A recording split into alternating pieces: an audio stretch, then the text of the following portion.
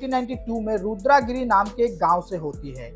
यहाँ पर हम एक आदमी को देखते हैं जो अपनी पत्नी मल्ली से खाना लगाने को कहता है।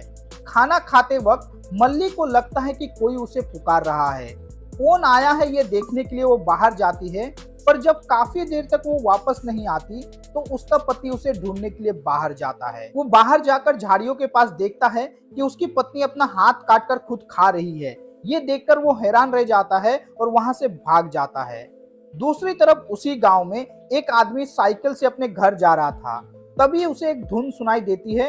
वो उस धुन की तरफ बढ़ता है, जिसके बाद वो एक पेड़ के पास आकर जोर जोर से अपना सर पटककर अपनी जान ले लेता है। इसी गांव में तीसरी घटना घटती है, जहां एक नाई एक आदमी की दाढ़ी बना रहा था। उसे अपना उस्तरा नहीं मिलता। तभी हम एक बच्ची को देख पाते हैं जिसके हाथ में उस्तरा था। वो उस उस्तरे से अपना कान काटकर खाने लगती है। ये सीन बहुत ही डिस्टर्बिंग था। इन घटनाओं से परेशान होकर सारे गांव वाले अपने राजा के पास जाते हैं और कहते हैं कि शायद हमारे गांव में किसी बुरी आत्मा का साया है। ना जाने क्यों लोग खुद ब खुद अपनी जान ले रहे हैं। जिस पर राजा उनसे कहता है कि आप चिंता ना करें, मैं देखता हूँ मैं क्या कर सकता हूँ।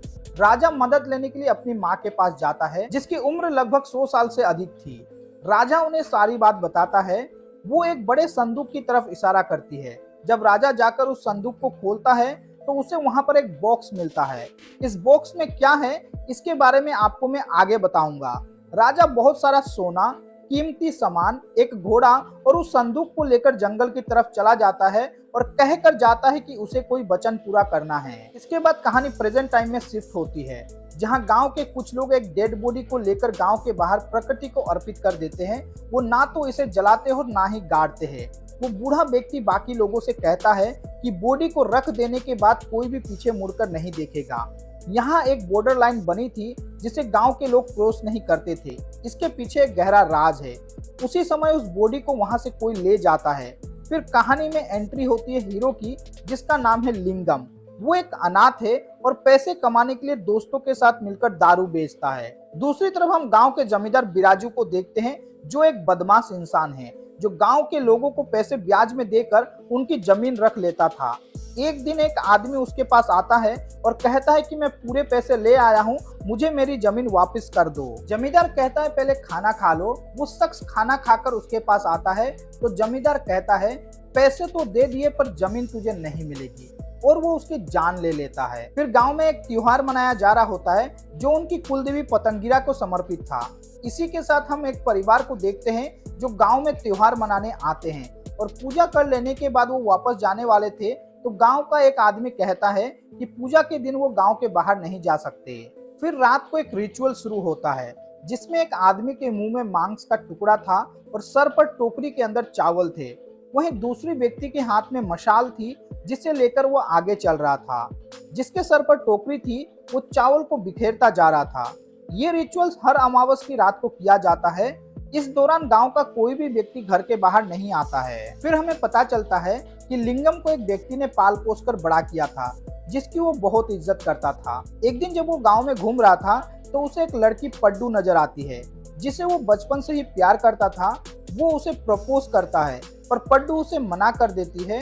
हर रात लिंगम को एक सपना दिखाई देता है, जिसमें एक घोड़ा, एक आदमी, एक तलवार, लाल आंखें, एक बड़ा सा क्रिएचर नजर आता है और साथ ही एक गुफा। यही सब कुछ उसे बार बार दिखाई देता है। इन्हीं सपनों की वजह से वो हर रात को जाग जाता है। नेक्स्ट सीन में हम देखते हैं कि एक माँ अपनी बेटी के साथ जंगल में चल रही थी और वो प्रेग्नेंट थी। बच्ची चलते चलते आगे दूर निकल जाती है। वो औरत अपनी बच्ची को ढूंढने लगती है। तभी वो आदमी आ जाता है जो गांव के मरे हुए लोगों को गांव के बाहर रखता था। वो पूछता है यहाँ क्या कर रही हो, तो वो औरत उसे अपनी बच्ची के बारे में बताती है कि वो खो गई है। वो बूढ़ा आदमी कहता है कुछ भी हो जाए पर बॉर्डर क्रॉस मत करना, लेकिन अपनी बेटी को ढूंढने के लिए वो बॉर्डर क्रॉस कर लेती है। पर बच्ची बॉर्डर के इस पार ही थी, जिसे वो बूढ़ा आदमी मिल जाता है। फिर हम देखते हैं कि वो औरत खून में लथपथ थी और कोई उसे खींचकर ले जा रहा था। इस सीन में हम गांव के जमींदार के छोटे भाई बाली को देखते हैं, जो बहुत ही ठरकी था। वो गांव की लड़कियों का जीना हराम कर रखा था। आज भी वो एक लड़की को ले जाने वाला था। तभी पड्डू वहां पर भाला लेकर आती है और कहती है कि इस बच्ची को छोड़ दे। ये बात जब जमींदार को पता चलती है तो वो आग बबूला हो जाता है। वो कहता है इसका तो कुछ करना ही होगा। इसके बाद बाली पड्डू के घर आकर उसका रेप करने की कोशिश करता है। तभी वहां पर लिंगम आ जाता है। वो बाली को खूब मारता है, फिर बाली वहां से भाग जाता है। पड्डू इसके चलते लिंगम पर अपना दिल हार बैठती है और उससे प्यार का इजहार करती है। इसके बाद हम गांव में एक साध्वी को देखते हैं। वो पतंगिरा देवी को खूब मानती थी। कुछ लोग उसके पास एक छोटी बच्ची को लेकर आते हैं जिस पर एक साया था। वो उसे अपनी जादुई शक्तियों से ठीक कर देती है।